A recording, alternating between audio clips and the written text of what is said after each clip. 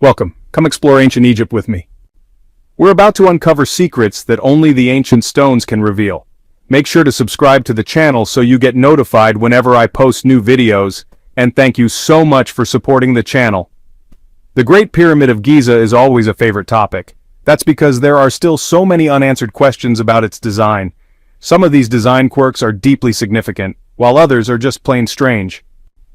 In this video, we're going to focus on a really interesting part of the pyramid that most people tend to overlook. The layout of the Great Pyramid is pretty well known. The entrance opens onto a descending passage that cuts into the bedrock, leading to an unfinished underground chamber. A short distance down, the ceiling opens up, now sealed by 3 massive granite blocks, and reveals an ascending passage. Past those blocks, the passage leads to what's known as the Queen's Chamber, the Grand Gallery, and the King's Chamber. Most visitors rush through the ascending passage as quickly as possible because it doesn't look all that impressive. But actually, the ascending passage is one of the most mysterious parts of the entire pyramid, thanks to its strange and unique construction. The first key point is that this passage has the most damaged limestone in the whole pyramid.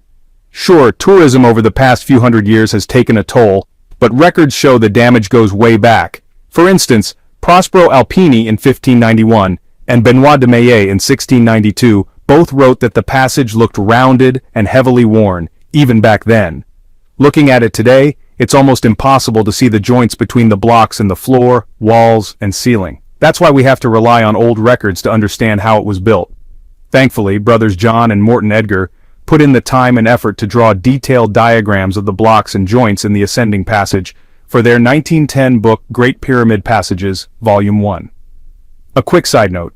The Edgars approach the pyramid from a mystical and theological point of view, so they fall into the alternative history camp. But that doesn't mean their measurements and observations aren't accurate. In fact, many of the best records of the pyramid over the last 400 years were made by people lovingly called obsessives. Anyone who devotes serious time to studying and documenting evidence deserves to be heard, even if their conclusions seem a bit far-fetched. For the record, I'm not taking sides in any Egyptology or ancient history debates. Anyone who's passionate and dedicated is welcome in this space.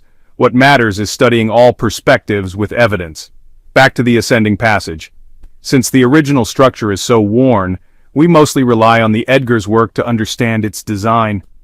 Other researchers, like Flinders Petrie, also describe the passage in less detail, but their descriptions match up closely with the Edgars' drawings, so we can be pretty confident in their accuracy. One of the most unique features of the ascending passage is what's called the girdle stones.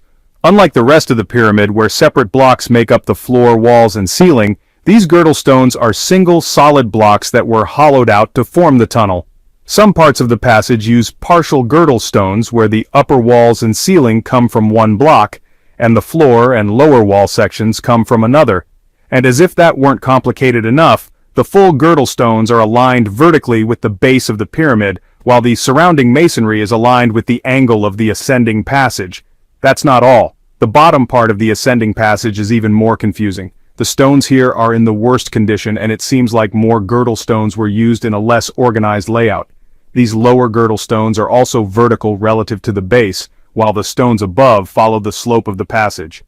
Lastly, under each of the 3 upper girdle stones, the Edgars noted what they called scored lines on the walls, markings that seem to guide or mark where the girdle stones were placed.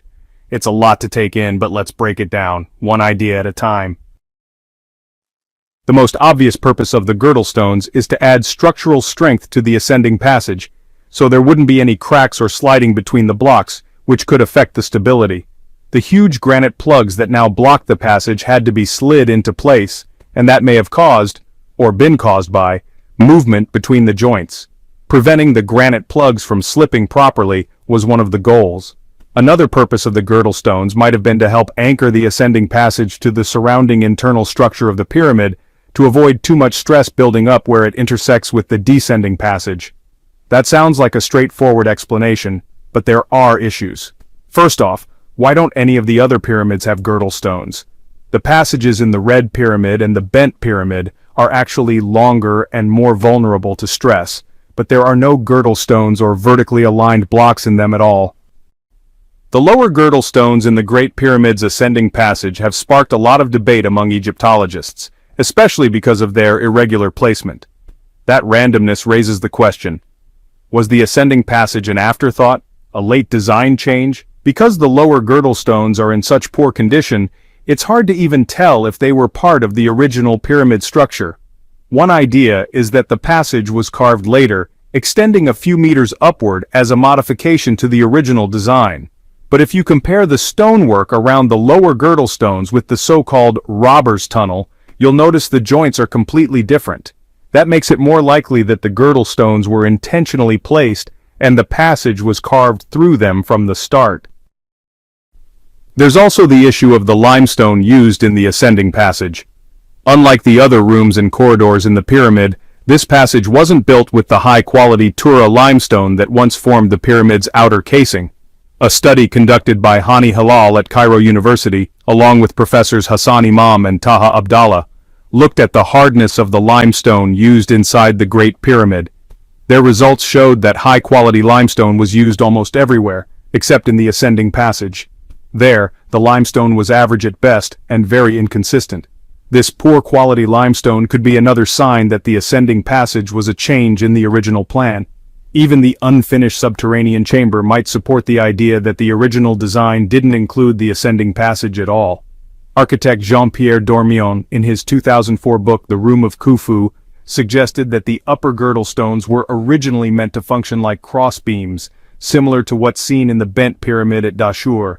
But I find this theory hard to believe because Old Kingdom pyramids only use those kinds of beams on flat surfaces, and the builders of the bent pyramid had no problem leaving one of them unused without trying to repurpose it. More importantly, it's clear the ascending passage was meant to hold the granite plugs from the beginning, because the bottom of the passage gradually narrows to stop the plugs. That's not the kind of design feature you just throw in later. It had to be planned.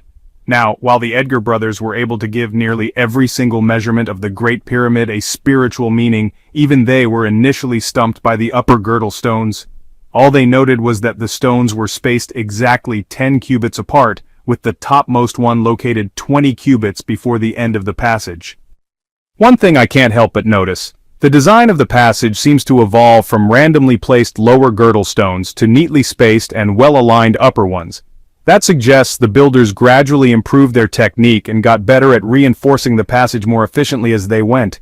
Even the scored lines near the top look simpler than those at the bottom. My guess? Those marks help the builders align or secure the girdle stones in place. But if any of you watching this work in construction, feel free to share your own thoughts in the comments.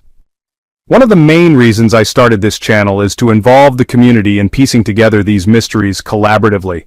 It might sound ironic that one of the most overbuilt sections of the Great Pyramid, the ascending passage, used the lowest quality stone, but maybe that's not a coincidence. When we look at the completed Great Pyramid still standing today, it's easy to assume the ancient Egyptians built it perfectly according to plan. But of course, problems were bound to come up and the builders would have had to adapt with whatever tools and materials they had on hand. I can't even begin to imagine the logistical nightmare of managing a supply chain for something this massive 4,500 years ago.